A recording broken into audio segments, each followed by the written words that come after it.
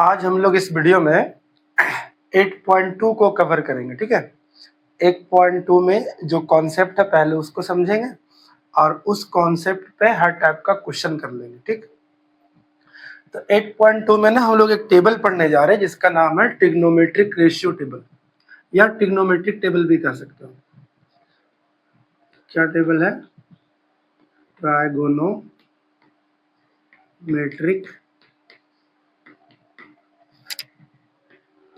Table. ठीक है, तो ये अगर टेबल हम लोग समझ गए तो 8.2 का एक्सरसाइज करना आसान हो जाएगा। ठीक है, क्या है टेबल? तो छोटा सा हम लोग टेबल बनाते हैं।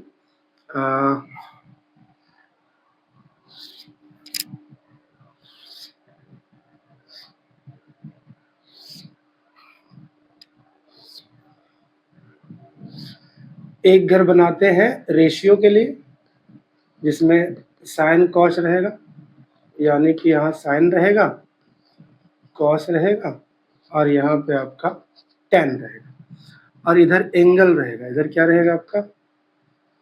एंगल। कितना डिग्री? 0 डिग्री। उसके बाद हम लोग सब स्टैंडर्ड एंगल लेते हैं ना, तो 0 के बाद जो अगला स्टैंडर्ड एंगल होता है वो आपका 30 डिग्री। उसके बाद 45 डिग्री। उसके बाद 60 डिग्री। उसके बाद आपका 90 डिग्री। ठीक है, तो हम लोग स्टैंडर्ड एंगल के बारे में पढ़ने जा रहे हैं, वो भी किसका? साइन कॉस और टैन का। ठीक है, तो इस टेबल को पहले हम लोग बना लेते हैं, उसके बाद सीखेंगे कि कैसे फिल करना है।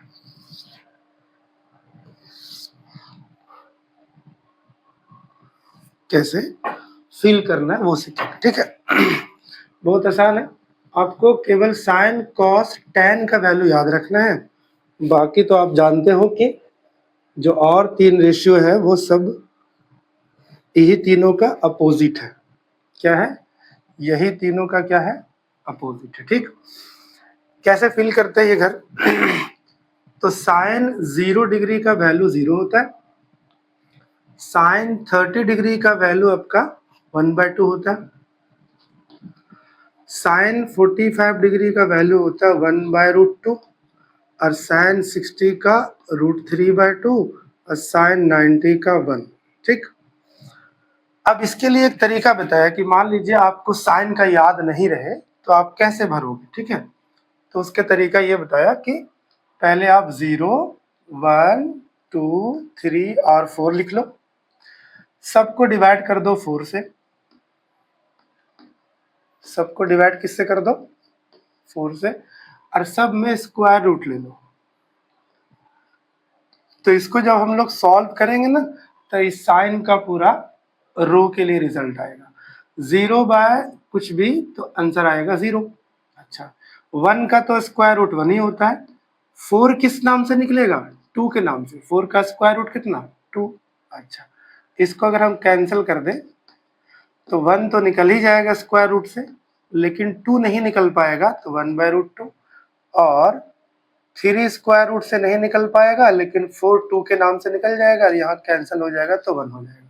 तो गौर से देखो, साइन 0 डिग्री का वैल्यू 0, साइन 30 का 1/2, साइन 45 का 1/√2 और साइन 60 का √3/2 और साइन 90 का 1। तो ये कब लगाना है लॉजिक? जब हमको ये लाइन पहला वाला याद नहीं रहे। ठीक है, इस सब ताम झाम से अच्छा है कि आप एक लाइन याद ही कर लो।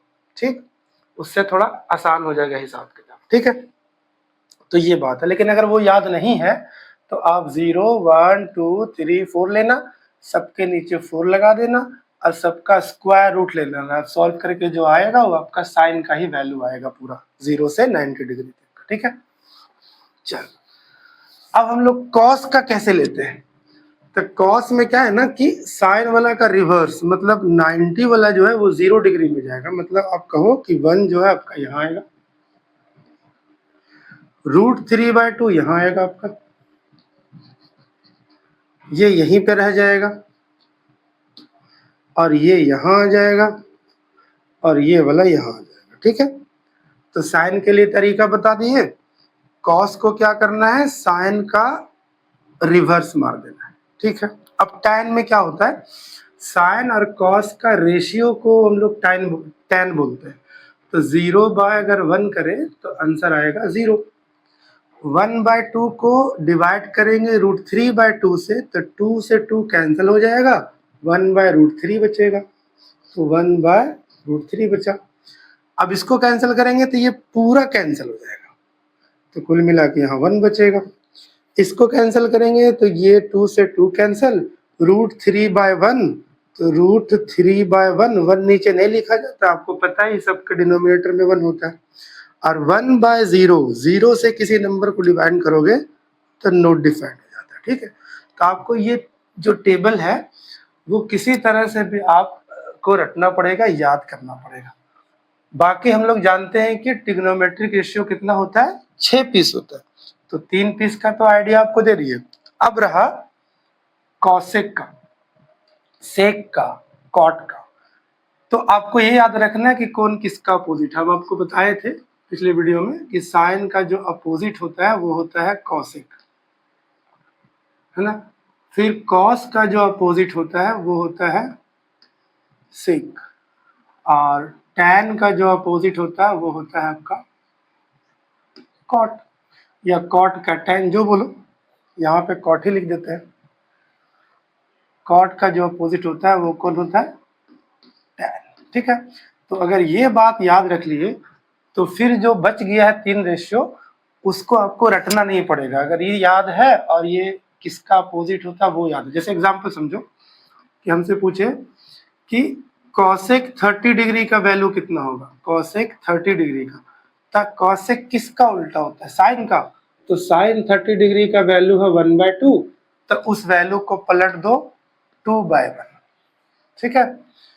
उसी तरह से हमसे पूछे सेक 30 या सेक 60 डिग्री का, तो सेक किसका उल्टा होता है, कॉस का। तो कॉस 60 डिग्री का वैल्यू 1/2, पलट देंगे 2/1, ठीक है। अगर हमसे पूछे कॉट 30 डिग्री का, तो हम कॉट का अपोजिट किसका जानते हैं, टैन का। तो टैन 30 डिग्री वाले वैल्यू बताइए कितना है, 1/√3, पलट देंगे √3/1 हो जाएगा, ठीक है। तो इसको याद करने का तरीका बता दिए, और बाकी जो 3 रेशियो है उसको कैसे याद करना है वो बता दिए, ठीक है। तो ये तो था आपका ट्रिग्नोमेट्रिक टेबल।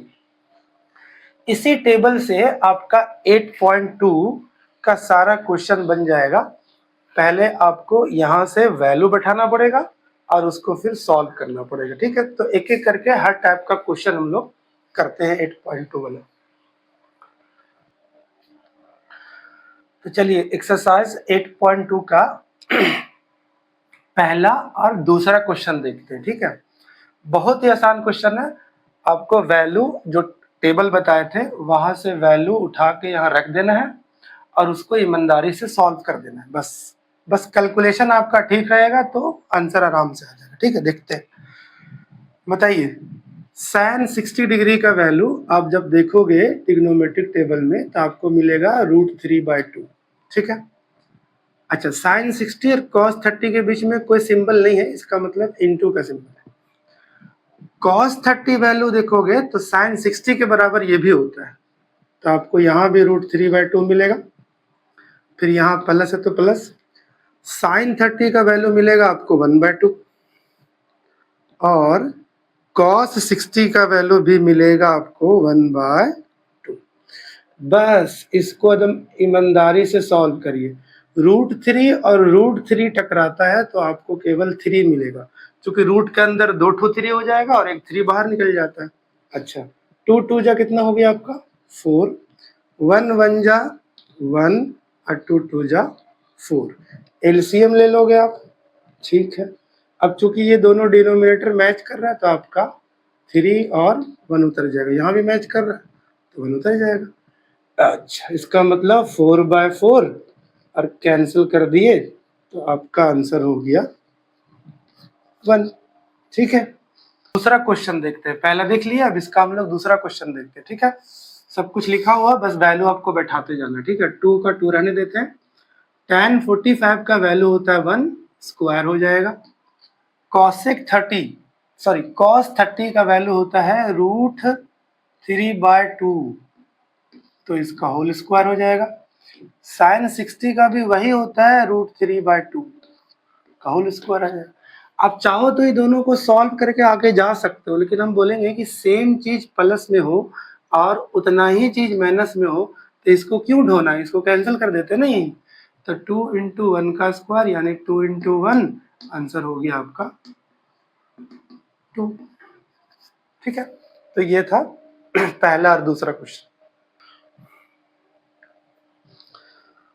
चलिए टाइप 1 का नेक्स्ट टाइप का क्वेश्चन देखते हैं, बट चीज वही है, बस केवल वैल्यू बैठा के थोड़ा सा कैलकुलेशन थोड़ा टफ हो जाएगा कोई कोई क्वेश्चन, बट करना यही है आपको टेबल से वैल्यू उठा के यहाँ रखना है और सॉल्व करना है। ठीक है, देखते हैं।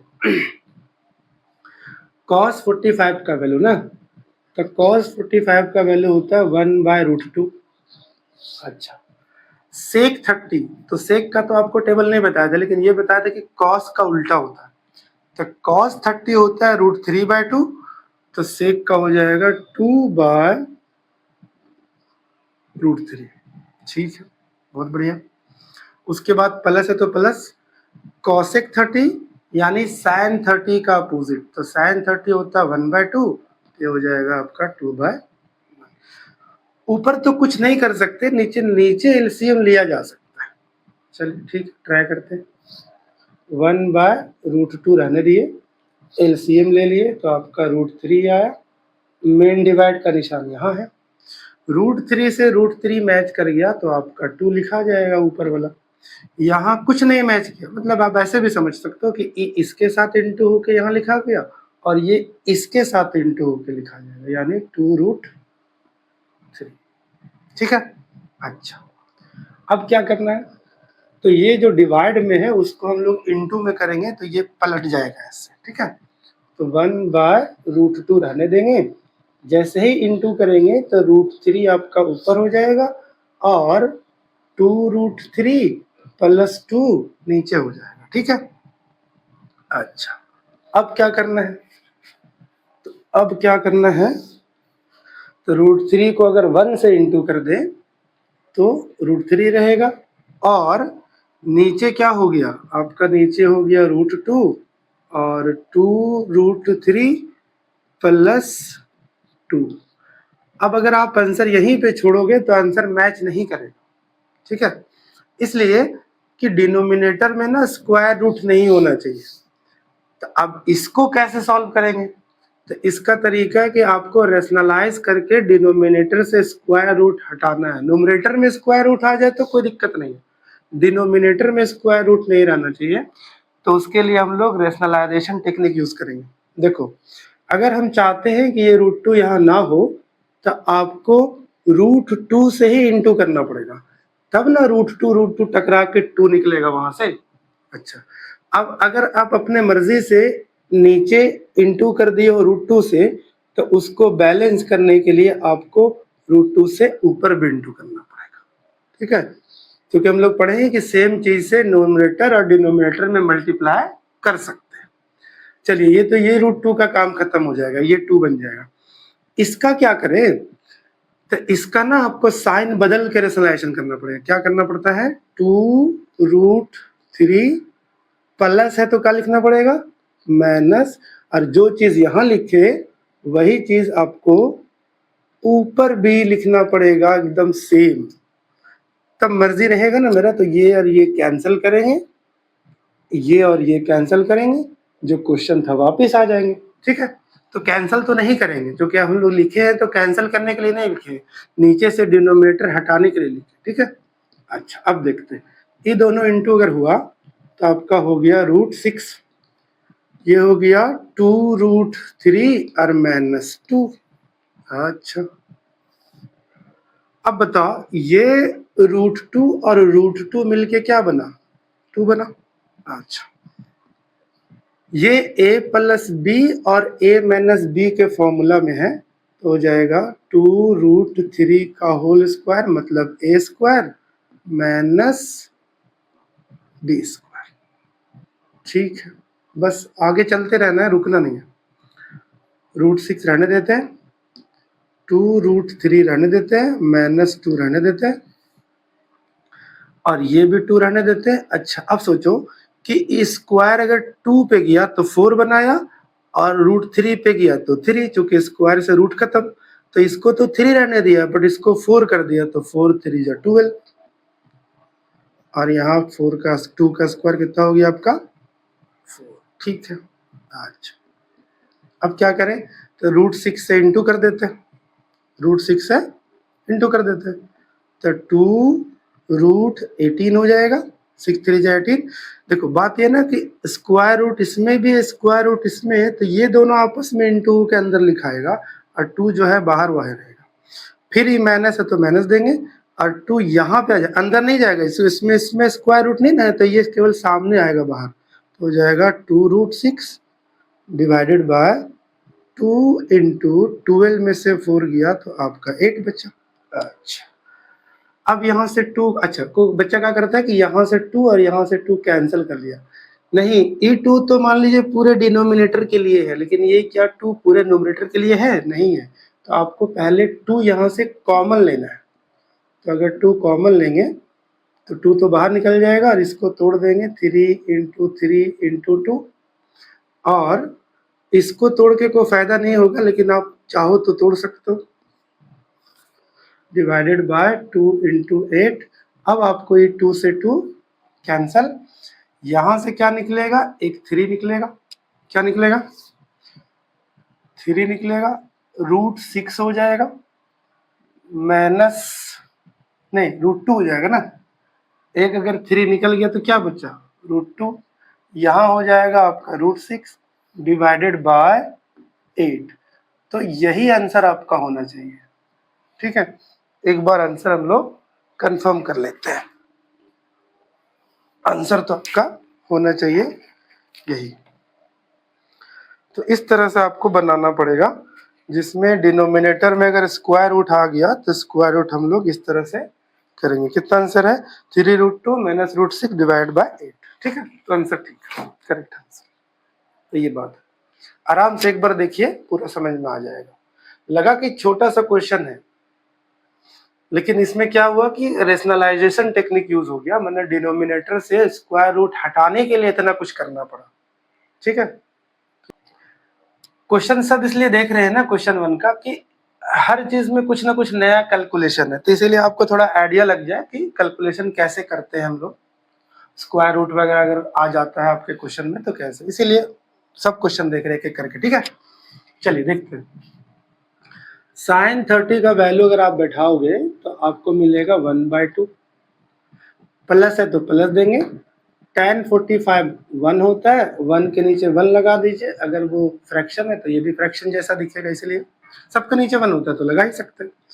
cosec 60, तो sin 60 का उल्टा, तो sin 60 होता है √3/2, तो ये हो जाएगा 2/√3। उसके बाद मेन डिवाइड है रहने देते हैं।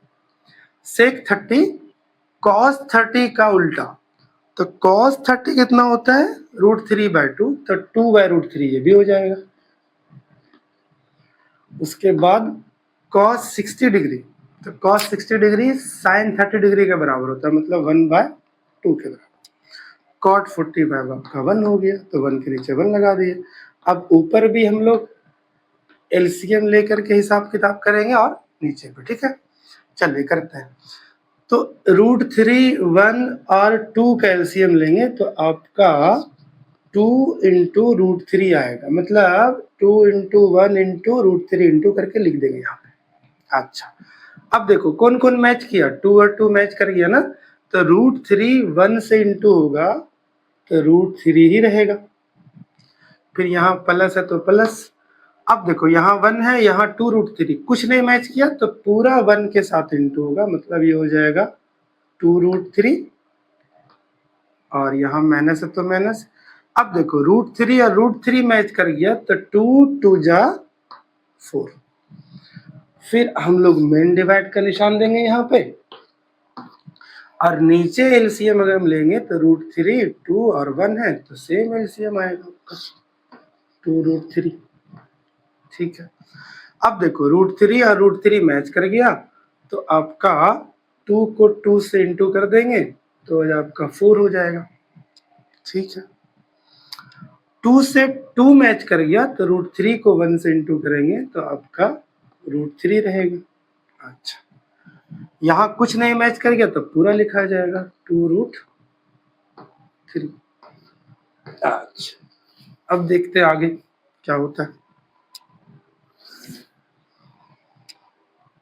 अब अगर आप गौर से देखो तो यहाँ है 2 ठो √3 और यहाँ है 1 √3, तो अगर हम जोड़ दें तो ये आपका हो गया 3√3 और -4, और ये आप कैंसिल कर सकते हो ना, ये भी डिनोमिनेटर है और इसका ये डिनोमिनेटर है, तो आपका बच्चा 3√3 - 4 डिवाइडेड बाय, यहाँ भी तो है आपका 2 ठो √3 और 1, तो यहाँ भी पहले 3√3 लिख देते हैं और 4 बाद में लिख देते हैं, एक जैसा लगे देखने में, है ना। अच्छा, अब आंसर तो यही था, लेकिन अगर डिनोमिनेटर में स्क्वायर रूट नहीं आता तो, लेकिन यहाँ तो स्क्वायर रूट आया है, तो फिर वही काम करेंगे, रेशनलाइजेशन। क्या करेंगे, तो सेम चीज से इंटू करेंगे ऊपर और नीचे, लेकिन से खाली साइन बदल देना है। 3√3 - 4 से नीचे लिखे तो उसी से आपको 3√3 - 4 से ऊपर भी इंटू कर दिया। अच्छा, ऊपर देखो तो एग्जैक्टली सेम चीज ना हो गया दोनों। सोचो अगर x और x इंटू होता था, दोनों एकदम 100% सेम, तो क्या बोलते थे हम लोग, x² बोलते थे कि नहीं। उसी तरह से बताओ कि क्या ये दोनों बॉक्स एकदम 100% मैच नहीं किया, बिल्कुल मैच किया, तो 3√3 - 4 का क्या कर देंगे हम लोग, होल स्क्वायर। और नीचे आपका एक फॉर्मूला जा रहा है, कैसा, a + b और a - b, फॉर्मूला होता है a² - b²। अच्छा, ऊपर फॉर्मूला लगाते हैं a - b का होल स्क्वायर, फॉर्मूला होता है a² + b² - 2 इंटू a मतलब 3√3, b मतलब 4, डिवाइडेड बाय, इसको अगर आप स्क्वायर करोगे तो 3 तो बनेगा 9, लेकिन जो √3 है उससे केवल स्क्वायर हटेगा तो 3 हो जाएगा। ठीक है, और 4 का स्क्वायर हो जाएगा आपका 16, तो यही हाल यहाँ भी हो जाएगा आपका 9 इंटू 3 + 16 -2 3 जा 6, 6 4 जा 24, और √3 है तो √3 रहने देंगे, डिवाइडेड बाय 27 - 16। अच्छा, तो ये आपका 27 हो गया + 16 हो गया -24 √3 हो गया, और इसको घटा देंगे तो हमको लगता है 11 आएगा। ठीक है, ये दोनों आप जोड़ दो, कमेंट डिवाइड यहाँ चल रहा है, जोड़ दोगे तो हमको लगता है 43 आएगा -24 √3 डिवाइडेड बाय 11, यही आपका आंसर है।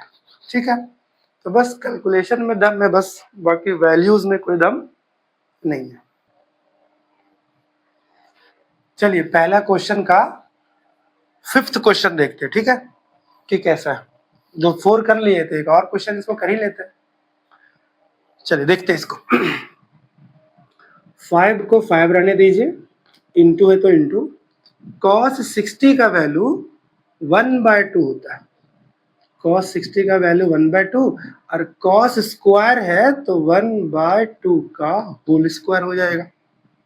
उसके बाद प्लस है तो प्लस देंगे, 4 है तो 4 देंगे, इंटू देंगे, sec 30, तो sec 30 तो हम नहीं बताया था वैल्यू, लेकिन आपको ये बताया था कि sec किसका उल्टा होता है, cos का, तो cos 30 कितना होगा, तो cos 30 होगा √3/2, तो यहाँ हो जाएगा आपका 2/√3, और होल स्क्वायर अगर है तो होल स्क्वायर बिठा देंगे। अच्छा, -tan 45 1 होता है, और उसका स्क्वायर बिठाना है तो बिठा देंगे, whole divided by sine square 30 degree यानी 1/2 का होल स्क्वायर, और cos स्क्वायर 30 डिग्री यानी √3/2 का होल स्क्वायर। चलिए अब इसको हम लोग सॉल्व करते हैं ईमानदारी से। तो 5 हुआ, 1/4 हो गया ये, प्लस 4 को 4 रहने दिए, ये 4 2 का स्क्वायर 4, √3 का स्क्वायर आपका 3 था, और -1 डिवाइडेड बाय 1/4 प्लस 3/4। ऊपर भी एलसीएम चलेगा और नीचे भी एलसीएम चलेगा, देखते जो होगा सॉल्व करके जो आएगा आएगा। अच्छा, तो 5 इंटू 1/4 को हम लोग लिख सकते हैं 5/4। चलो, उसके बाद इसको लिख सकते हैं 4 इंटू 4/3 को लिख सकते हैं 16/3, और -1 को 1/1 लिख सकते हैं। आराम से अगली बार एलसीएम ले लेंगे। नीचे क्या होगा, नीचे आपका आ जाएगा 4 एलसीएम, और चूंकि डिनोमिनेटर एलसीएम सेम है तो 1 प्लस 3 और आपका मेन डिवाइड। ऊपर एलसीएम लेते हैं तो आपका ऊपर एलसीएम हो जाएगा 12। 4 3 जा 12, तो 3 को 5 से इंटू करेंगे तो 15, प्लस है तो प्लस देंगे। 3 4 जा 4 बार में कटा ना, तो 4 को 16 से तो यानी 64, माइनस है तो माइनस, और 1 12 बार में, तो 12 को 1 से करेंगे तो 12 हो जाएगा। फिर मेन डिवाइड का निशान, 3 और 1 को अगर ऐड कर दे तो 4/4, ये कैंसिल हो गया। तो इस बार आप डिनोमिनेटर को भूल जाना। मेरा अब क्या बचा, केवल ऊपर वाला ये बचा है। इसको जोड़िए, 4 और 5 आपका 9 हो गया, 6 और 1 7 हो गया, उसमें से 12 घटा देंगे डिवाइडेड बाय 12। अच्छा, अब इसमें से घटा, 9 में से 2 गया तो 7, 6 हो गया डिवाइडेड बाय 12। यही आपका आंसर हो गया। ठीक है, तो ये बात। दूसरा टाइप का, या आप कह लो कि एक्सरसाइज का लास्ट टाइप का क्वेश्चन है। इसमें यही 2 तरह का वेरिएशन था। ठीक है, तो देखते हैं। दिया हुआ है कि if tan a plus B का वैल्यू दे दिया है, tan a माइनस बी का वैल्यू दे दिया है, और बोला है कि a प्लस बी का जो वैल्यू है वो एक्यूट एंगल होगा, मतलब 0 से बड़ा होगा 90 से छोटा होगा, अगर a और b का दोनों जोड़ के बात करते हैं तो। ठीक है, इसका मतलब ये हुआ कि a और b का जो वैल्यू आएगा वो पक्का 90 से कम रहेगा जोड़ने के बाद भी। तो a और b को दोनों ऐड कर देंगे ना, तब भी 90 से कम रहेगा। चलिए, जो आएगा आएगा, देखते हैं हम लोग। तो सॉल्यूशन करते हैं। पहले जो दिया हुआ है उसको उठाते हैं ना। पहला क्या है कि tan a plus B is equal to √3। अच्छा, अब सोचो कि अगर इधर tan है, तो अगर हम इधर भी tan वाला कुछ रिलेशन लिख दें, यानी जो √3 है वो tan कितना डिग्री का वैल्यू होता है, तो tan 60 डिग्री का वैल्यू होता है। मतलब अगर हम स्क्वायर √3 ना लिख करके tan 60 डिग्री भी तो लिख सकते हैं ना, क्योंकि इसी का वैल्यू तो √3 होता है। अब क्या हुआ कि tan से tan दोनों तरफ आपका कैंसिल हो गया। ठीक है, बचा क्या, a plus B is equal to 60 degree, आपका इक्वेशन बना। और इसी तरह का एक इक्वेशन और दिया हुआ है। क्या दिया हुआ है, tan a minus b is equal to 1/√3।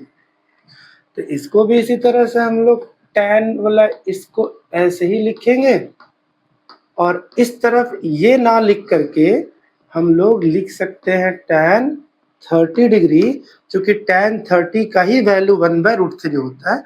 अब यहाँ tan से tan कैंसिल हो जाएगा, तो आपका a minus B is equal to 30 degree, which is equation number 2। अभी दोनों को हम लोग साइमल्टेनियस जैसा आराम से सॉल्व कर देंगे।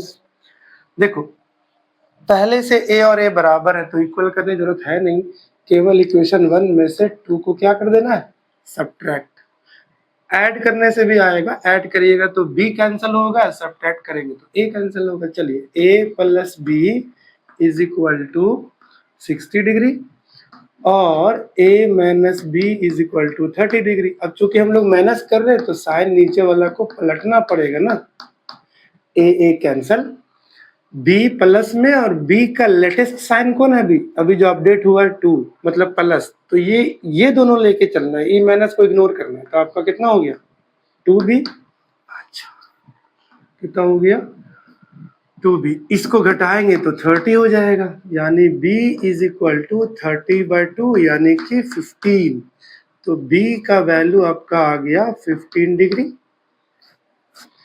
अब इस b का वैल्यू किसी में भी रख देते, या तो इक्वेशन 1 में या तो इक्वेशन 2 में। तो चलो 1 में ही रख लेते हैं। फ्रॉम इक्वेशन 1 क्या है, तो 1 है a plus b is equal to 60 degree. ए को तो छोड़ देंगे, बी के जगह क्या लिखेंगे, 15 degree is equal to 60 degree, यानी A is equal to 60 minus 15, बोले तो ए इज इक्वल टू हो गया आपका 45 डिग्री। अब सोचो ये जो कंडीशन बोला था वो सही है। देखिए ए की जगह पे अगर 45 बैठाते और बी की जगह 15 तो 60 आता है, which is greater than 0 degree and also less than 90 degree.